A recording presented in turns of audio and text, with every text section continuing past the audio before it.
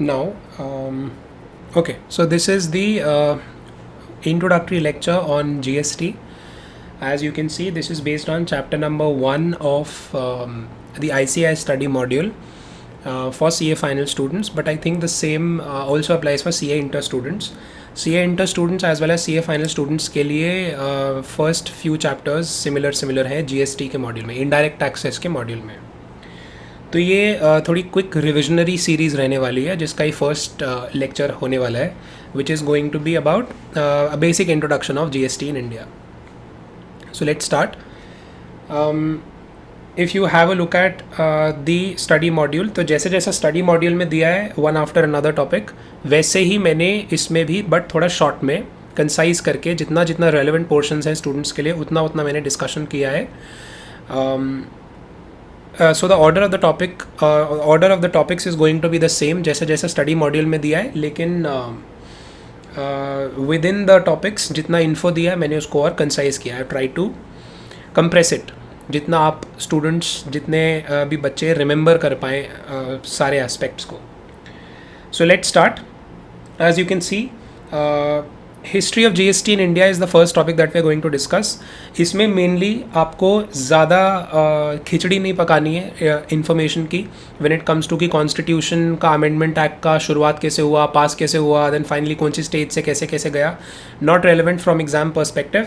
Exam perspective से आपके लिए सिर्फ इतनी चीज़ रेलिवेंट रहेगी कि फर्स्ट एंड फॉरमोस्ट डेट जैसे कि कॉन्स्टिट्यूशन का 122nd अमेंडमेंट बिल 2014 जो कि 101st अमेंडमेंट एक्ट के रूप में बन गया था, वो उसको प्रेसिडेंट का असेंट कब मिला, मतलब प्रेसिडेंट साहब ने सिग्नेचर कब किया, which is your 8th of September 2016. सिर्फ इतना याद रखना है आपने, दैट्स ऑल.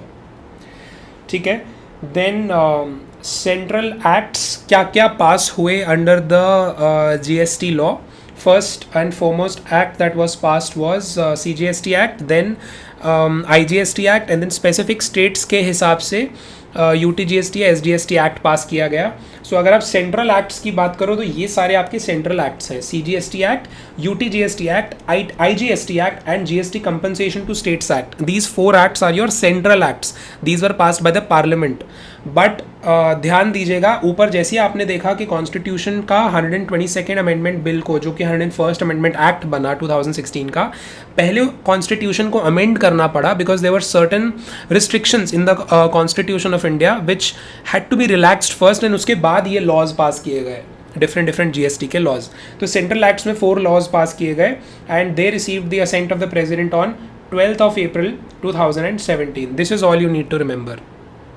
फिर उसके बाद स्टेट्स ने पास किए अपने respective SGST acts, state goods and services tax acts, and इनकी डेट क्या थी, bye 30th of June 2017.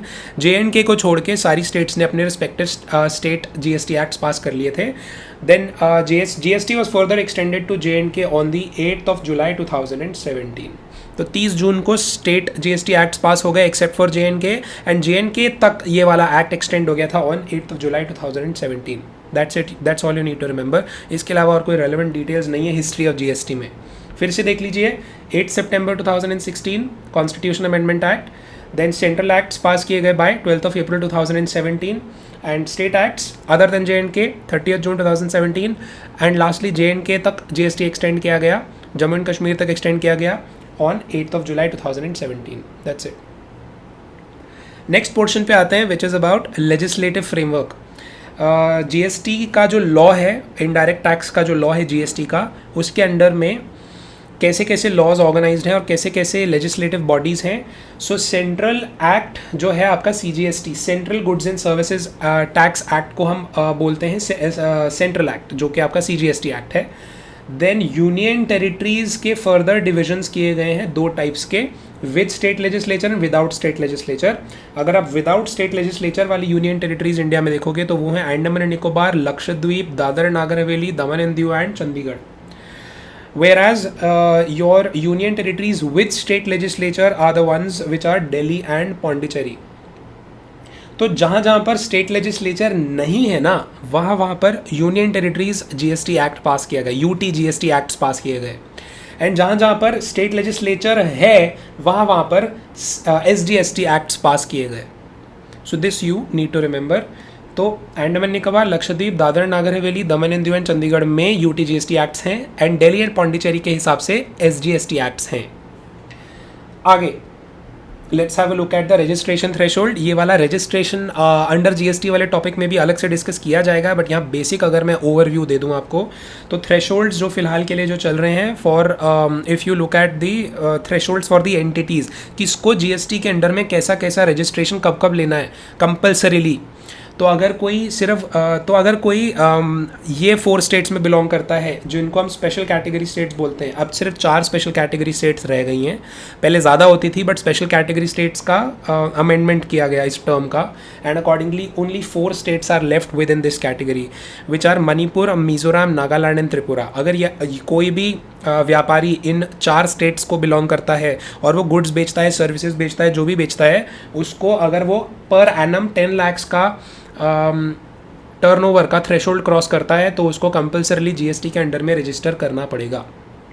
Okay, सो 10 लाख का थ्रेशोल्ड सेट किया गया for these 4 states. Mani, Mizo, Naga, Tripu, ऐसे याद कर लो आप. मनी, मिजो, नागा, त्रिपु, इन 4 स्टेट्स के लिए 10 लाख का थ्रेशोल्ड है for the turnover for compulsory registration under GST. 20 lakh का थ्रेशोल्ड सेट है इन स्टेट्स के लिए, again for both goods and services.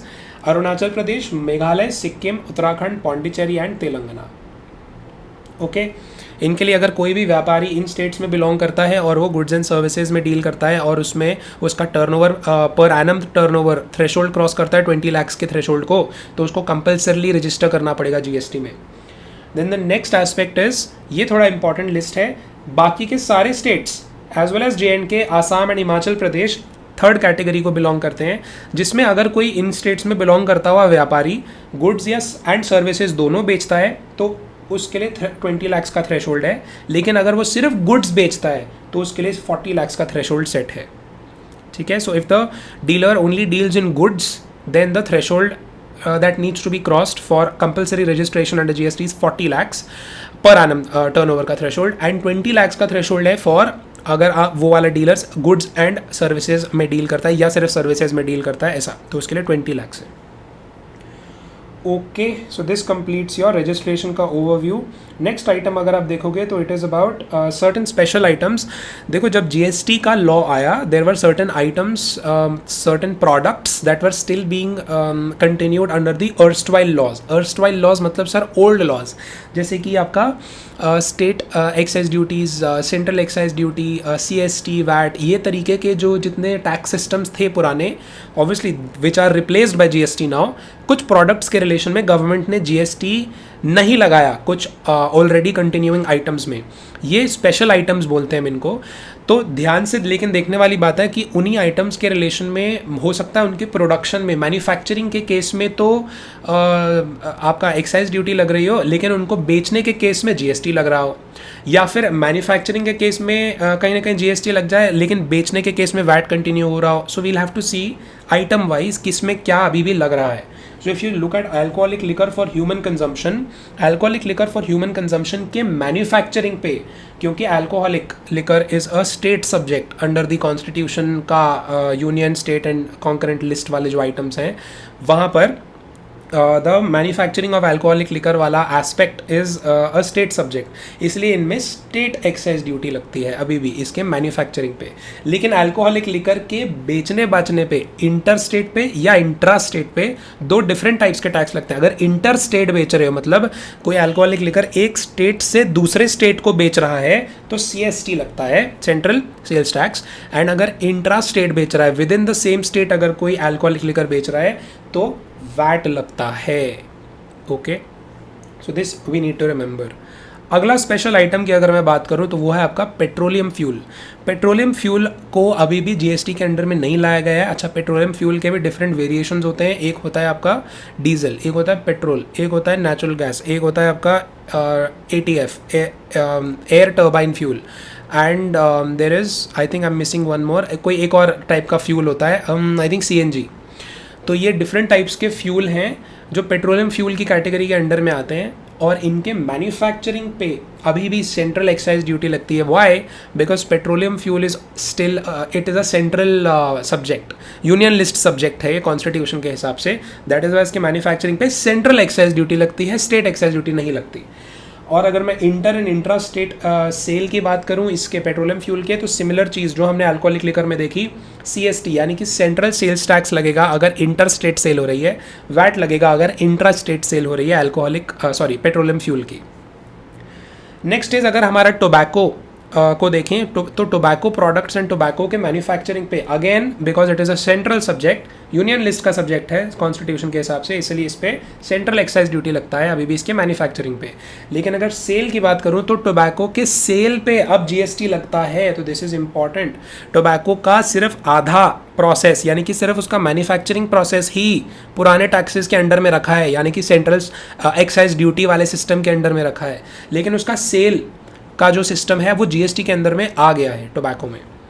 Next is your opium, Indian hemp and other narcotic drugs and narcotics. तो आपके जो मेडिसिनल एंड इंडस्ट्रियल पर्पस के लिए जो अभी भी opium, Indian hemp, narcotic drugs type की चीज़ें जो बनती हैं, बिकती हैं, उसमें मैन्युफैक्चरिंग तो स्टेट, क्योंकि अगेन स्टेट सब्जेक्ट है तो स्टेट लिस्ट में आता है तो स्टेट एक्साइज ड्यूटी लगेगी. सेल है तो GST लग जाएगा. Okay, this completes your special items का लिस्ट. एक बार शुरू से फिर से देख लो. टॉप पे मैंने आपको बताया डिफरेंट हिस्ट्री अभी GST की कैसी रही. कॉन्स्टिट्यूशन 122nd अमेंडमेंट बिल जो कि 101st अमेंडमेंट एक्ट बना, जिसको प्रेसिडेंट का असेंट मिला 8 सितंबर 2016. देन सेंट्रल एक्ट्स का पासिंग का डेट 12 अप्रैल 2017. स्टेट्स का जो रिस्पेक्टिव SGST एक्ट्स पास किए 30 जून एंड JNK में जो एक्सटेंड किया वो 8 जुलाई 2017. लेजिस्लेटिव फ्रेमवर्क में क्या था? CGST act is a central act. Union territories में दो पार्ट्स में देखेंगे. विदाउट स्टेट लेजिस्लेचर में UTGST एक्ट्स हैं एंड विद स्टेट लेजिस्लेचर में SGST एक्ट्स हैं. रजिस्ट्रेशन थ्रेशोल्ड्स फिर मैंने आपको बताए and then after that I discussed special items का स्टेटस अभी GST में क्या है. Okay,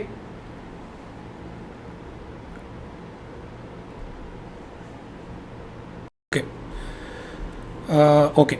So the next part that we are going to discuss now is the constitutional provisions वाला part.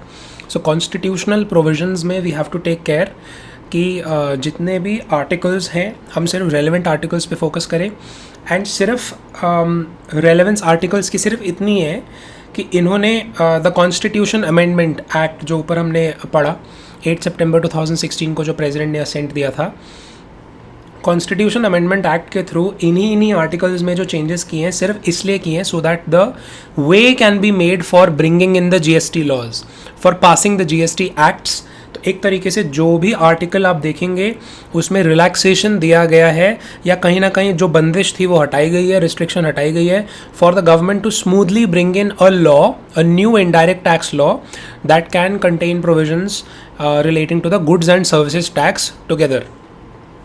तो ये देख सकते हो आप कॉन्स्टिट्यूशनल प्रोविजंस में फर्स्ट एंड फॉरमोस्ट आर्टिकल अपन देखते हैं. आर्टिकल 265 क्या बोलता है? आर्टिकल 265 एक इतना रेलेवेंट आर्टिकल ज़्यादा नहीं है, सिर्फ 2 लाइन का इसमें मेजर फोकस आपने करना है, जो बोलता है कि no tax shall B levied और collected except by the authority of law. Simply means कि अनलेस एंड अनटिल कोई लॉ हो, लॉ की बैकिंग हो, कोई एक्ट पास किया हो गवर्नमेंट ने, तो गवर्नमेंट टैक्स नहीं लगा सकती. So for imposing any tax on the general public the government has to first pass a proper law. That's all article 265 says. फिर आता है आपका आर्टिकल 245. आर्टिकल 245 दो पॉइंट्स में अगर मैं बात करूं तो सिर्फ इतनी बात करता है, the parliament makes laws for whole of India as well as any law in India that has an extraterritorial jurisdiction. इसका मतलब है कि अगर हमारे देश से रिलेटेड, पूरी कंट्री से रिलेटेड कोई लॉ पास होना है तो उसके ऊपर, उस सब्जेक्ट के ऊपर लॉ सिर्फ पार्लियामेंट ऑफ इंडिया बना सकता है. और अगर कोई ऐसा लॉ भी पास करना है जिसकी एक्स्ट्रा टेरिटोरियल बियॉन्ड इंडिया अगर कोई अप्लाई हो रहा है तो वो भी सिर्फ पार्लियामेंट ही पास कर सकता है. स्टेट लेजिस्लेचर्स के पास सिर्फ पावर कितनी होती है? To make laws within their own state. जैसे अगर उत्तराखंड स्टेट है, उत्तराखंड के अंदर अगर कोई लॉ पास होना है तो उसकी रेलेवेंस या उसकी लिमिटेशन सिर्फ उत्तराखंड स्टेट के विद इन तक ही रहेगी. वो लॉ दिल्ली में अप्लाई या फिर तेलंगाना में या आंध्र प्रदेश वगैरह में अप्लाई नहीं होगा. So this is all article 245 tells you. So article 265 हमने पहले देखा, which is no tax shall be levied और collected except by authority of law. 245 दो पार्ट्स में है, जो पार्लियामेंट के लॉ पास करने की पावर बताता है और स्टेट लेजिस्लेचर के पास लॉ पास करने की पावर बताता है. Then comes Article 246. Article 246 is generally a very important article, क्योंकि ये स्टेट्स और यूनियन मतलब पार्लियामेंट और स्टेट लेजिस्लेचर की पावर्स के बारे में लिमिटेशन देता है. इसको हम जनरली 7th शेड्यूल के साथ पढ़ते हैं, जो कि अटैच्ड होता है कॉन्स्टिट्यूशन को. तो शेड्यूल्स जो होते हैं कॉन्स्टिट्यूशन के, उसमें 7th schedule needs to be read with article number 246. पहले देख लेते हैं अच्छा, मैंने रेलेवेंस के लिए नीचे और लिखा हुआ है ब्रैकेट्स में 3 लिस्ट्स वाला आर्टिकल. जो तो 3 लिस्ट वाला आर्टिकल होता है ना, उसको आर्टिकल 246 बोलते हैं. Article 246 read with the 7th schedule talks about 3 kinds of lists. वो लिस्ट तो बहुत लंबी हैं, उनमें से रेलेवेंट एंट्रीज जो आपके टैक्स लॉ से रिलेटेड एंट्रीज रेलेवेंट हैं, वो है लिस्ट नंबर 1.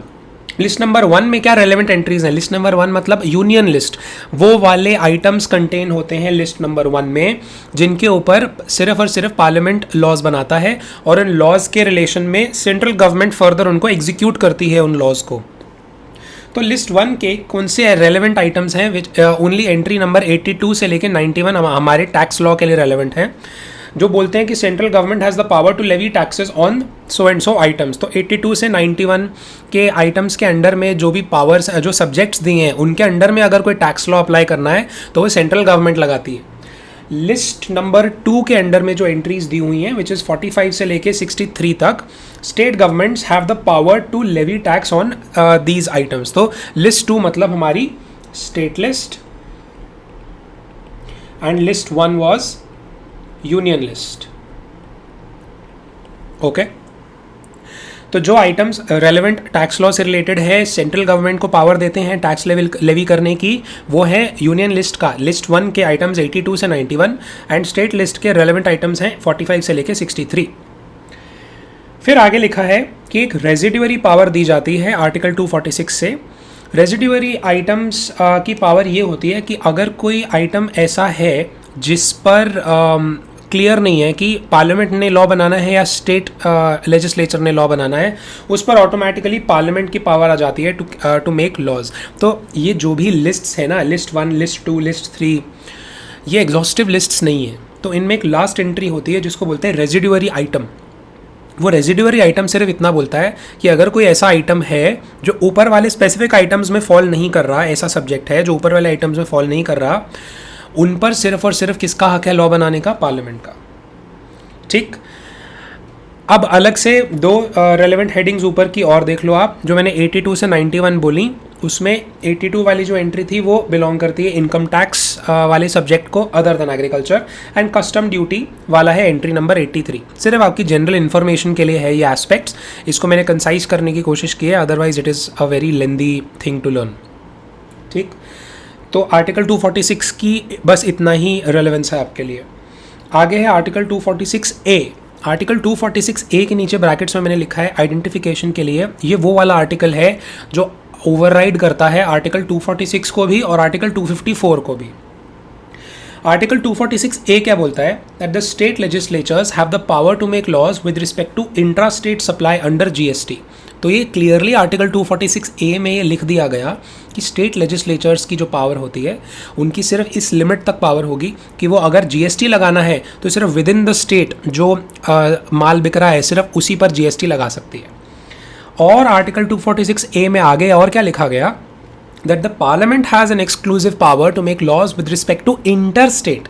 तो अगर एक स्टेट से दूसरी स्टेट में अगर कोई माल बिक रहा है या सर्विसेज प्रोवाइड हो रही हैं, तो उस वाले एस्पेक्ट पे सिर्फ और सिर्फ जो GST का लॉ बनाएगा वो सिर्फ पार्लियामेंट बना सकता है.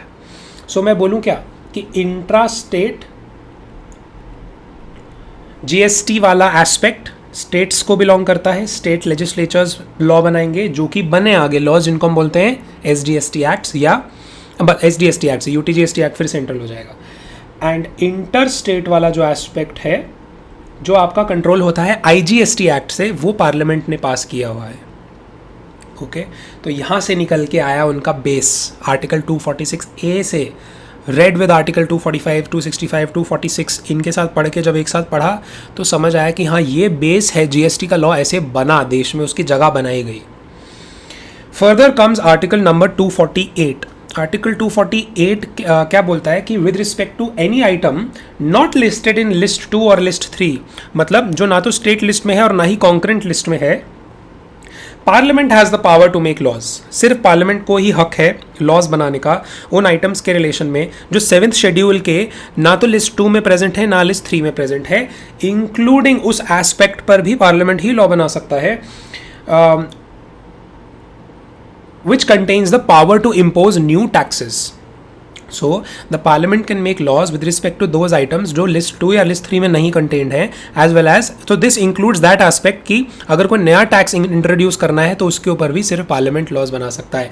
लेकिन इस पार्ट को थोड़ा अमेंड किया गया क्योंकि GST is a law in which the states as well as the center have to go hand in hand together. तो states को भी पावर देनी थी GST के अंडर में एक्ट्स पास करने की, इसीलिए इस आर्टिकल 248 को हल्का सा अमेंड किया गया. और पोस्ट अमेंडमेंट इसके अंडर में क्या पार्ट बोला गया कि आर्टिकल 248 को भी ना आर्टिकल 246A के सब्जेक्ट कर दो. मतलब article 248 is bound by above stated provisions of article 246A. तो एक तरीके से स्टेट्स को भी अपना अपना लॉज पास करने की आसानी दे दी गई. Okay, so this is how article 248 was also amended. तो आपको क्या वर्डिंग्स पहले थे क्या वर्डिंग्स बाद में थे इतना याद करने की ज़रूरत नहीं है. Just have to remember before the amendment 248 simply said कि न्यू टैक्सेस सिर्फ पार्लियामेंट लगाएगा. लेकिन after amendment 248 was made subject to article 246A which prescribes कि अगर सेंट्रली कोई टैक्स अप्लाई करना है तो पार्लियामेंट लॉ मेक करेगा उस पर, एंड अगर स्टेट्स के विद इन अगर लॉज बनाना है तो स्टेट्स उस पर स्टेट लेजिस्लेचर्स लॉ पास कर सकते हैं. ठीक. Next that comes is article 249 and 250. इनको एक साथ पढ़ते हैं. 249 वाला आर्टिकल क्या बोलता है?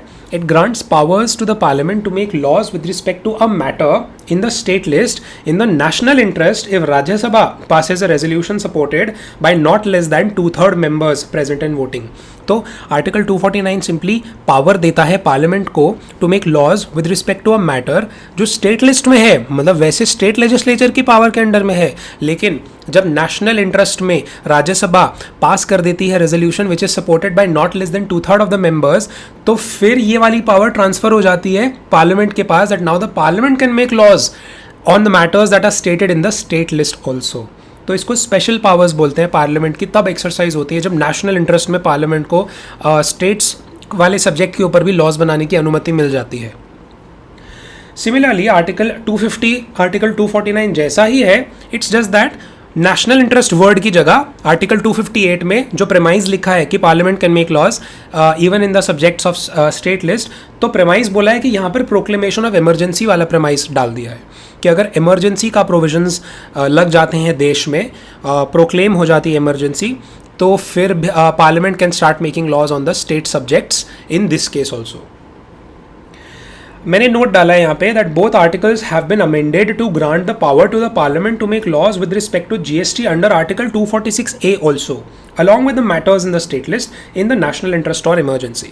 तो सिंपली हल्का सा ट्वीक किया गया 249 और 250 वाले आर्टिकल्स को और बोला गया कि इनको भी 246A के अंडर में ले आओ और बोलो कि अगर कोई स्टेट लिस्ट के अंडर में कोई लॉज मेकिंग पावर होती है जो स्टेट्स के पास है, तो इन सिचुएशंस में नेशनल इंटरेस्ट में और इमरजेंसी में ये वाली पावर किसके पास आ जाएगी? पार्लियामेंट के पास आ जाएगी. Simple. This completes your article 249 and 250. Next that comes is article number 268.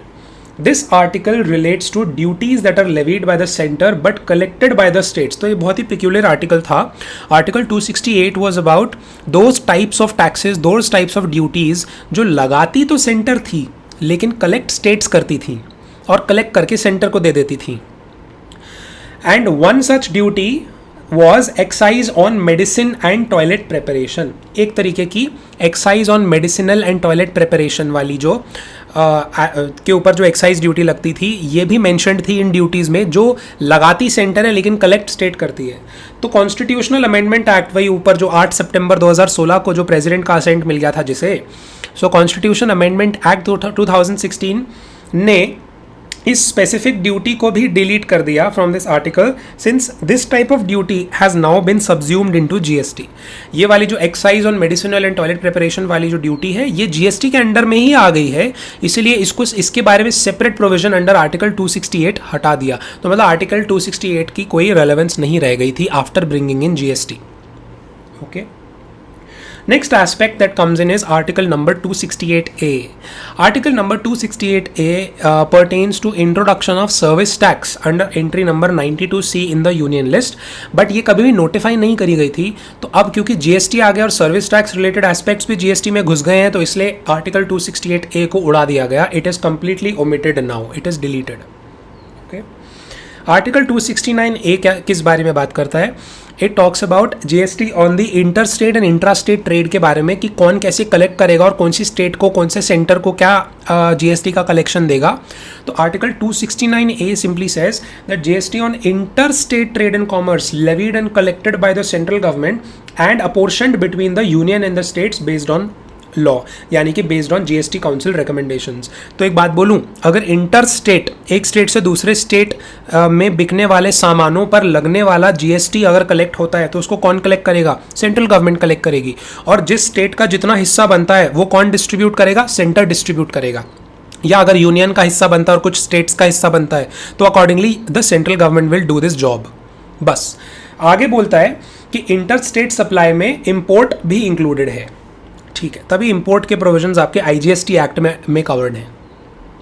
Next is यही वाला 269A आर्टिकल क्या बोलता है? और amount apportioned to a state as per the provision above will not form part of consolidated fund of India. मतलब इसके under में जो हिस्सा पैसे का, जीएसटी कलेक्शन का अगर किसी स्टेट में बांटा जाता है तो वो इंडिया के कंसोलिडेटेड फंड का हिस्सा नहीं माना जाएगा, वो उसी स्टेट का हिस्सा मान लिया जाएगा।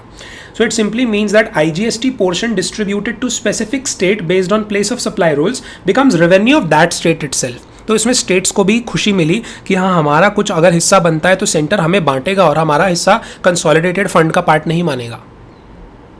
Further, if IGST credit is used to set off SGST liability, then such portion is also revenue of that state. इतना आप लोगों को ऑलरेडी अभी तक आइडिया होगा दैट आईजीएसटी जो इंटर स्टेट सेल पे जो जीएसटी कलेक्ट करती है गवर्नमेंट, उसको यूज़ करने देती है गवर्नमेंट। अगर आप किसी व्यापारी ने टैक्स पे किया अपने इनपुट पे, मान लो इंटर स्टेट परचेज किया था और आईजीएसटी लगा था और इनपुट पे उसने आईजीएसटी पे किया है, तो उस इनपुट ऑफ आईजीएसटी को वो यूज़ कर सकता है अपनी सीजीएसटी और एसजीएसटी लाइबिलिटी को भी पे ऑफ करने के लिए।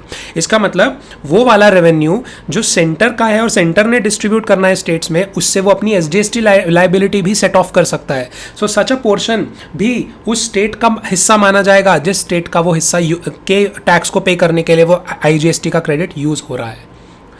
आगे, if SGST credit is used to set off IGST liability, then such portion is revenue of the other state, destination state, and not a part of the consolidated fund of India. तो एक तरीके से IGST and SGST या SGST को use करना IGST के लिए पूरा परमिशन दी गई। So for the seamless flow of credit, यही प्रॉब्लम हुआ करती थी एक्साइज ड्यूटीज़ में एंड VAT systems में, that there was no seamless flow of credit. So this is the process that promoted seamless flow of credit. Next is Article 270. Article 270 simply deals with the distribution of CGST between the center and the states, and this is to be read with Article 246A and Article 269A. इतनी ही relevance है Article 270 की, और कोई relevance नहीं है।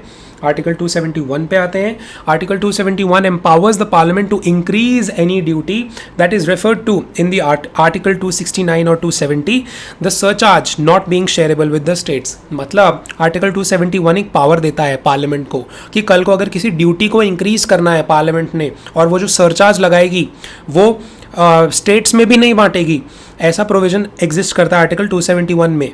तो क्या ये पावर जीएसटी में भी एक्सटेंड कर दें? The answer is no, because GST में सेंटर और स्टेट को साथ साथ चलना होता है, और जो भी सेंटर कमाएगा उसका हिस्सा अगर स्टेट का बनता है तो स्टेट में बांटना पड़ता है। So that is why post amendment GST is out of its purview.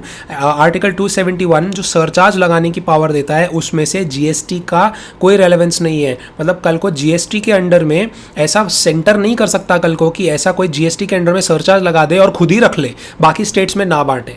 So that can not happen. Last article, article 279 नहीं, आई थिंक एक और आर्टिकल है इसके बाद. So most important article is your article 279A from exam perspective. GST council के बारे में बात करता है ये. इट सिंपली सेज कि प्रेसिडेंट कॉन्स्टिट्यूट करेगा जीएसटी काउंसिल, और जीएसटी काउंसिल कॉन्स्टिट्यूट हो भी गया. कौन सी डेट को? 15 सितंबर 2016 को जीएसटी काउंसिल कॉन्स्टिट्यूट कर दिया गया. जीएसटी काउंसिल एक एक्सपर्ट्स का काउंसिल है और उन लीडर्स, उन मिनिस्टर्स का काउंसिल है जो डिसाइड करते हैं कि फर्दर जीएसटी लॉ में क्या क्या चेंजेस लाने चाहिए for better application implementation in the country. So it consists of, ये मेंबर्स हैं, ये जीएसटी काउंसिल के मेंबर लोग हैं. यूनियन फाइनेंस मिनिस्टर उसका चेयरपर्सन है जीएसटी काउंसिल का. Union minister of state in charge of revenue या फाइनेंस उस जीएसटी काउंसिल का मेंबर होता है. And minister in charge of finance या टैक्सेशन और any other minister nominated by the state government इस जीएसटी काउंसिल का कोई और मेंबर होता है. तो ये मेंबर, लेकिन चेयरपर्सन कौन है जीएसटी काउंसिल का? Union finance minister. इसके रिगार्डिंग क्वेश्चंस आते हैं एग्जाम में कि इसका कॉम्पोजिशन बताओ जीएसटी काउंसिल का, and it's a very scoring question. Members of the GST Council choose one among themselves as a vice chairperson for such period as they may decide. Areas of recommendations of GST Council का देख लीजिए.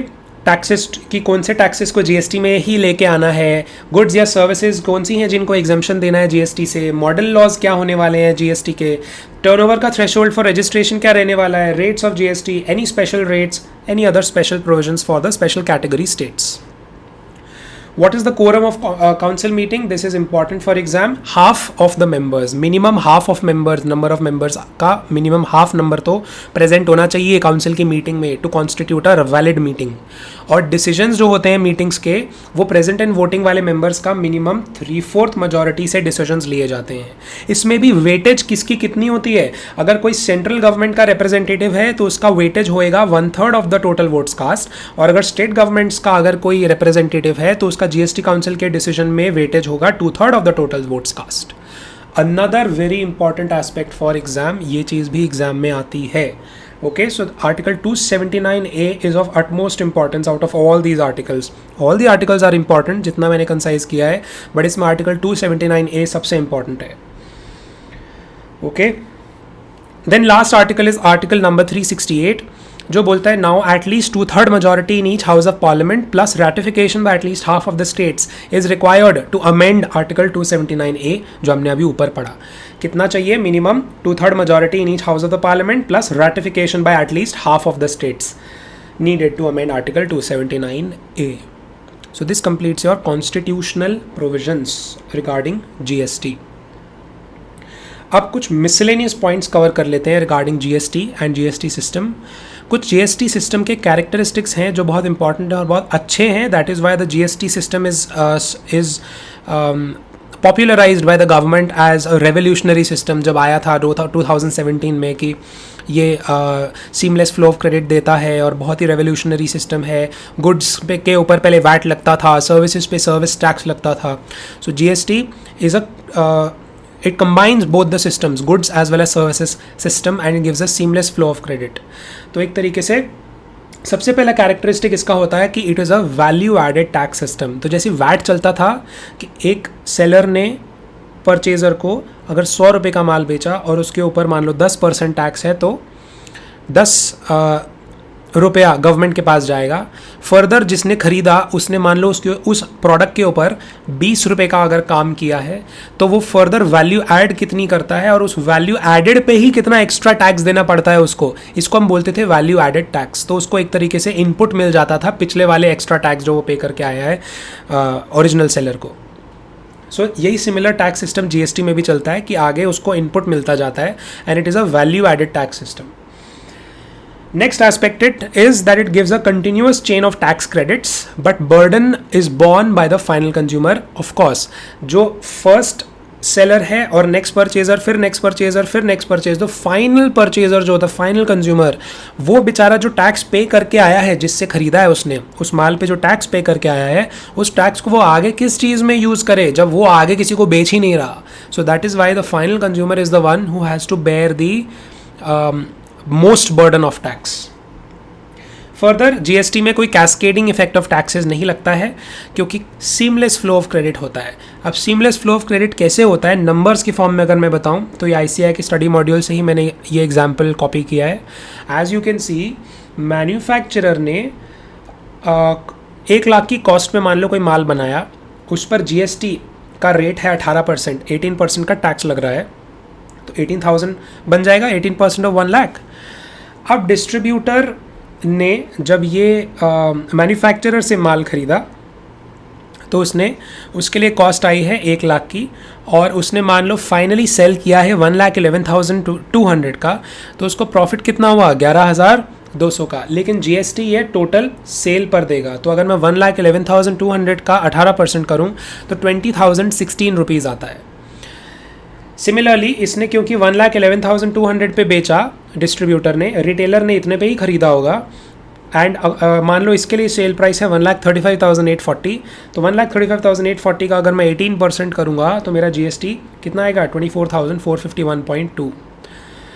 Accordingly इतने ही price पे consumer finally कितने पे purchase करता है, consumer finally purchase करता है 1,35,840 पे प्लस 24451.20 टोटल टैक्स देकर, उस सेल प्राइस पे जितना टैक्स लग रहा है पूरा देकर कंज्यूमर उतने पे खरीद लेता है, तो उसको कॉस्ट इतनी ज़्यादा पड़ती है। Input tax credit first case में नील था क्योंकि इसने खरीदा किसी से नहीं था और इनिशियली टैक्स बस इसने पे ही किया है। इनपुट टैक्स क्रेडिट यहाँ पर 18,000 देखने को मिला डिस्ट्रीब्यूटर के केस में, because he had paid this much tax to the manufacturer while purchasing these goods. Similarly retailer ने जब ये डिस्ट्रीब्यूटर से गुड्स खरीदे तो उसने इतना ही टैक्स 20,016 दिया, तो इसके लिए इतना इनपुट टैक्स क्रेडिट हो गया। कंज्यूमर के लिए there is no input tax क्योंकि आगे किसी को बेच ही नहीं रहा, तो इसके पास इनपुट टैक्स क्रेडिट का कोई कॉन्सेप्ट ही नहीं है कंज्यूमर के लिए।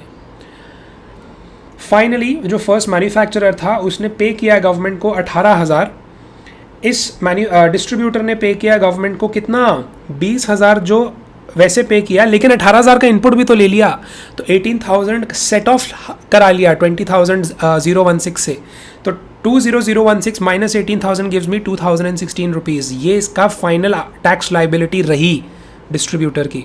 सिमिलरली रिटेलर की कितनी फाइनल टैक्स लाइबिलिटी रही, जितना उसका आउटपुट टैक्स था माइनस उसका इनपुट टैक्स। इनपुट टैक्स कितना था सर 20,016, आउटपुट टैक्स कितना था 24,451.2, तो दोनों में जब मैं output tax minus input tax करूंगा तो 4,435.2 का ही सिर्फ गवर्नमेंट को गया, इसकी जेब से और नहीं गया। फाइनली कंज्यूमर को लेकिन कितना पे करना पड़ा, शुरू का 18,000 प्लस अगला 2016 प्लस अगला 4,435, ये पूरा का पूरा टैक्स बेचारे कंज्यूमर को पे करना पड़ गया। So total amount of tax was borne by the consumer was 24,451.2। Value additions का अगर एस्पेक्ट देखें, इसने 1 लाख की वैल्यू ऐड करी थी, इसने सिर्फ 11,200 की वैल्यू ऐड करी, इसने 24,640 की वैल्यू ऐड करी, एंड फाइनली कंज्यूमर कोई वैल्यू ऐड नहीं करता, इसलिए वो पूरा टैक्स पे करता है और कुछ इनपुट नहीं ले पाता। ओके और अगर इस वैल्यू एडेड का ही अगर हम 18% करेंगे तो ये आएगा, इस वैल्यू एडेड का ही 18% करेंगे तो वही आएगा जो इनपुट आउटपुट माइनस इनपुट किया था, और इस वैल्यू एडेड का ही 18% करेंगे तो आउटपुट माइनस इनपुट जितना किया था उतना ही आएगा। ठीक, so this is how VAT system वाला जो वैट में लगता था वही जीएसटी में भी कैलकुलेशन वाइज वैसे ही लगता है, सीमलेस फ्लो ऑफ क्रेडिट मिलता है। Next aspect that comes is कि इनडायरेक्ट टैक्स सिस्टम जो जीएसटी से पहले था उसमें कमियां क्या थी। उसमें सबसे बड़ी कमी थी कि एक तो डबल टैक्सेशन लग जाता था कुछ आइटम्स में, जिनको गुड्स भी कैटेगराइज किया जाता था एंड सर्विसेज भी कैटेगराइज कर दिया जाता था। तो कोई मान लो से फॉर एग्जांपल लैपटॉप खरीदा, लैपटॉप के अंदर सॉफ्टवेयर जो आया उस सॉफ्टवेयर की वैल्यू लैपटॉप में ऐड करी गई और लैपटॉप को एज अ गुड्स माना गया। अलग से जब वो सॉफ्टवेयर उस लैपटॉप के साथ बिका तो उस सॉफ्टवेयर को सर्विसेज मान के उस पर फिर से दूसरे टाइप का टैक्स लगा दिया।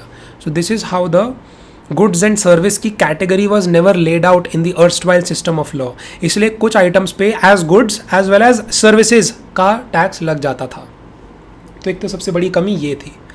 देन सेकेंडली सेंट्रल एक्साइज वाला जो सिस्टम हुआ करता था जो कि मैन्युफैक्चरिंग पे लगता था, वो उसको सेनवैट सिस्टम बोलते थे हम, उसकी लिमिटेड एप्लीकेबिलिटी थी कि तो जो टैक्स कोई भी मैन्युफैक्चरर पे कर देता था ऑलरेडी, एंड आगे फिर डिस्ट्रीब्यूटर्स लोगों को अपना कोई जो मैन्युफैक्चर्ड प्रोडक्ट है देता था। तो डिस्ट्रीब्यूटर्स जो मैन्युफैक्चरर टैक्स दे चुका है और जो बेचारे उस वैल्यू में एडेड है, जो डिस्ट्रीब्यूटर ने खरीदी है जितने वैल्यू पे, और जो डिस्ट्रीब्यूटर ने भी फर्दर पे फिर से करी है, उसका क्रेडिट ही नहीं मिलता था डिस्ट्रीब्यूटर को, बिकॉज गवर्नमेंट बोलती थी कि एक मिनट, सेनवैट सिस्टम में मैन्युफैक्चरर ने पे किया, अच्छा वो तो सेपरेट सिस्टम है, डिस्ट्रीब्यूटर ने अभी जो फिर से ये टैक्स पे किया ये तो सेपरेट सिस्टम है। तो दो अलग अलग सिस्टम्स का मेल ही नहीं हो पाता था। सो प्रोडक्शन स्टेज के बियॉन्ड सेनवैट का क्रेडिट ही नहीं मिल पाता था डिस्ट्रीब्यूटर, रिटेलर एट्सेट्रा वगैरह को। So this was another very big issue. What else was an issue कि स्टेट लेवल होता था जो वैट, वो कभी भी सेनवैट के साथ नहीं मिल पाता था। इसको बोलते थे कैस्केडिंग ऑफ टैक्सेस। एक ही प्रोडक्ट पे जब पहले सेंट्रल एक्साइज लग गया मैन्युफैक्चरिंग पे, तो उसका क्रेडिट तो दे दो कम से कम अगले बंदे को जो वो सेम माल खरीद रहा है, उसका क्रेडिट नहीं मिलता था, क्योंकि द गवर्नमेंट यूज्ड टू से कि अब तुम वैट सिस्टम में आ गए हो मैन्युफैक्चरिंग की स्टेज से निकल के, तो अब वैट अलग से लगेगा। तो इसको कैस्केडिंग ऑफ टैक्सेस बोलते थे। CENVAT versus vis a vis state law VAT, no set off was allowed. तो वही कह रहे हैं कि स्टेट लेवल वैट और सेनवैट में सेट ऑफ अलाउड नहीं होता था। And also separate applicability of other state taxes. तो स्टेट टैक्सेस जो अब ये सब्ज्यूम हो गए हैं जीएसटी में, जीएसटी का पार्ट बन गए हैं, ये एंटरटेनमेंट टैक्स, लग्जरी टैक्स, ये पहले अलग से और लगते थे एक्साइज और वैट सिस्टम के ऊपर। These were separately applicable. So this use to create further cascading of taxes. फिर service tax was a central level and not service tax का जो central level, हाँ central level के basis पे service tax लगता था, and it was not allowed to be set off with the VAT system on the goods, जो कि state level का tax हुआ करता था। तो central level versus state level कभी भी आपस में credit use करना allow नहीं करते थे। Lastly, CST was not VATable. Again, central sales tax अगर किसी आइटम पर लग जाता था, वो VAT के अंडर में उसका credit chain नहीं मिलता था।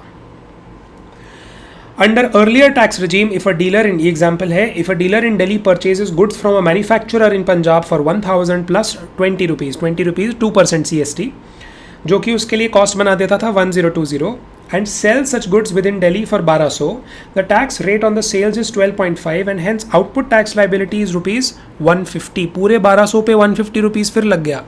तो क्या इस 150 में से मैं 20 रुपीज़ माइनस करूँ? The answer is no, ideally it should be subtracted. तो इस बंदे की फाइनल टैक्स लाइबिलिटी 130 रुपया होनी चाहिए, लेकिन नहीं, 150 रुपया ही टैक्स देना पड़ता था डीलर को। Okay, so 20 rupees is not allowed while making a payment of 150 and hence the dealer has to pay 150 as VAT। ये होता था पहले। Okay, अब आता है नेक्स्ट वर्जन, नेक्स्ट टॉपिक इसका, classification system in the GST. Classification system of goods and services में codes दिए जाते हैं गुड्स को फॉर आइडेंटिफिकेशन कि वो गुड्स कौन सी कैटेगरी का है, उसके ऊपर रेट क्या लगा होना चाहिए। तो उस क्लासिफिकेशन सिस्टम को बोलते हैं harmonise system of nomenclature, HSN। Goods का, हर टाइप के गुड्स का, जैसे कि कैश्यूज़ का, बेडशीट्स का, टाइल्स का, चप्पल का, टी शर्ट्स का, इन सब का अपना अपना कोड है। ये कोड्स कहाँ लिखे हुए हैं sir? Harmonise system of nomenclature करके HSN करके कोड है। आप गूगल करेंगे HSN सिस्टम तो उसमें हर प्रोडक्ट का अपना एक कोड आ जाएगा, 2 digit, 4 digit, 6 digit, 8 digit. Okay, and अगर सर्विसेज है तो सर्विसेज अकाउंटिंग कोड दिया जाता है सर्विसेज को। सो गुड्स को हार्मोनाइज सिस्टम ऑफ नॉमेनक्लेचर के अंडर में HSN कोड दिया जाता है, एंड सर्विसेज को सर्विसेज अकाउंटिंग कोड के अंडर में SAC कोड दिया जाता है। ये फॉलो होता है जीएसटी में। सिमिलर कोड्स कस्टम्स में भी फॉलो होते हैं।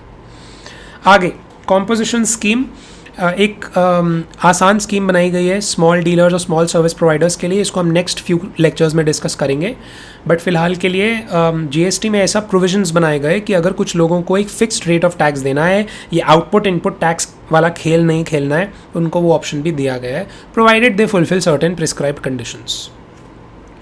Then there is GST administrative framework, एक वेबसाइट बनाई गई जिसको बोलते हैं कॉमन पोर्टल। तो gst.gov.in इज़ योर GST का वेबसाइट, जिसको हम बोलते हैं कॉमन पोर्टल।